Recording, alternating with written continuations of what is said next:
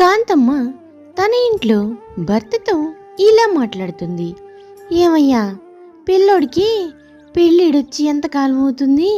ఎంత మాత్రం వాడు నాకు ఇప్పుడే పెళ్ళొద్దు నాన్న అంటే వాడిని అలాగే ఉంచేస్తావా ఏంటి?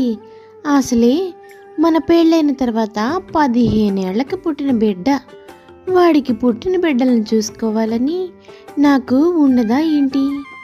వాడిని ఎలాగైనా పెళ్ళికి ఒప్పించి వాడికి ఒక మంచి పిల్లని చూసి పెళ్లి చేయాలయ్యా. ఏమి మాట్లాడకుండా అట్లా ఉండవింది అంటుంది కాంతమ్మ. నన్నేం చేయమంటావే? వాడిని పెళ్లి చేసుకోమంటే ఇప్పుడు అప్పుడు అని వాయిదాలు వేస్తూ వస్తున్నాడు. మరి నేను మాత్రం ఏం చేయాలి? పెళ్లి చేసుకోవడం వాడిష్టం కదా.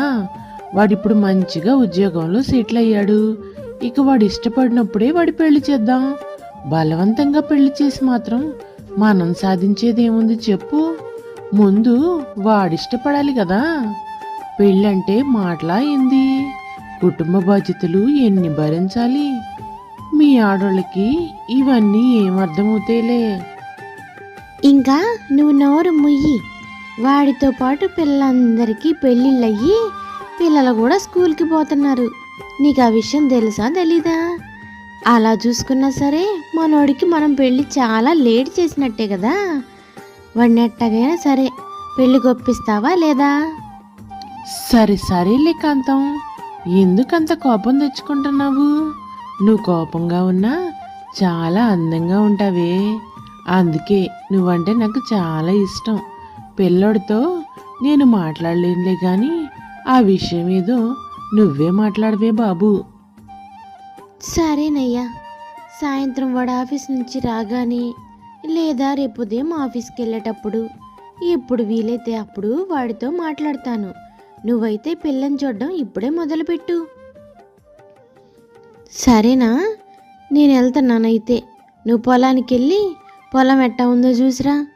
అలాగే అటు నుంచి అటు వెళ్ళి ఎవరైనా మంచి సంబంధం దొరికిద్దేమో పిల్లని కూడా చూసిరా.